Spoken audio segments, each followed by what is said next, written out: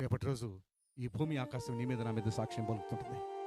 వాక్యం చెప్పినా వినకుండా, వాక్యానికి లోబడకుండా, వాక్యానుసరంగా బ్రతకకుండా, కేవలం శరీరానుసరంగా బ్రతికి శరీరానుసరంగా జీవించే నీ జీవితాన్ని జీవం గల దేవుడు సాక్ష్యం అక్కడ భూమి ఆకాశాన్ని పెడుతున్నాడు.